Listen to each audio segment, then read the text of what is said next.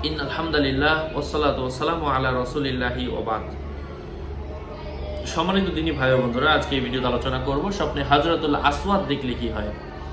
আল্লামা ইমাম ইবনে সিরিন কি বলেছেন, আলোচনা বুঝতে এর সাথেই থাকবেন। যারা এখনো চ্যানেলটি সাবস্ক্রাইব করেননি, সাবস্ক্রাইব করতে ভুলবেন না।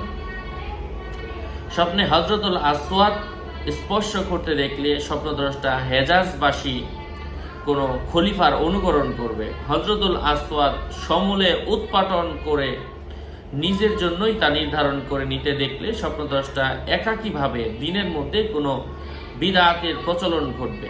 যদি দেখে লোকেরা হযরতুল আসওয়াদ হারিয়ে ফেলার পর সে নিজেই একা সেটা পড়েছে এবং যথাস্থানে রেখেছে, তাহলে তার ব্যাখ্যা হলো সে নিজেকেই একমাত্র হেদায়েতের উপর মনে করবে এবং অন্য সবাইকে পথভ্রষ্ট মনে করবে। স্বপ্নে জমজমের পানি কোনো মানুষ যদি পান করতে দেখে স্বপ্নদ্রষ্টা কল্যাণের মধ্যে থাকবে, যে ভালো কাজের ইচ্ছা করেছে তা পূর্ণ হবে। যদি দেখে মাকাম ইব্রাহিমে উপস্থিত হয়েছে এবং সেই দিকে ফিরে নামাজ পড়ছে, তাহলে শরীয়তের বিধানসমূহ প্রতিষ্ঠা করবে এবং তার রক্ষণাবেক্ষণ ওই ব্যক্তি করবে। যদি কোনো ব্যক্তি দেখে যে সে নিজে হযরতুল আসওয়াদ চুমু দেওয়ার পর আবারও কাবা শরীফের তাওয়াফ করছে, এই দেখার অর্থ হচ্ছে স্বপ্নদ্রষ্টা তার নসিবে হজ করার সৌভাগ্য লাভ হবে।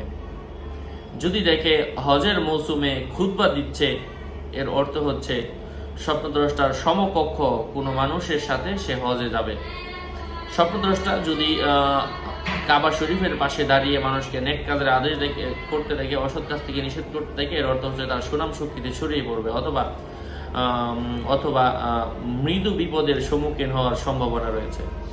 আশা করছি বুঝতে পেরেছেন। আরও আপডেট পেতে সাথেই থাকবেন। আপনাদের মঙ্গল এবং দীর্ঘায়ু কামনা করে এখানেই শেষ করছি। দেখা হবে অন্য কোনো ভিডিওতে। আসসালামু আলাইকুম ওয়া রাহমাতুল্লাহি ওয়া বারাকাতুহু।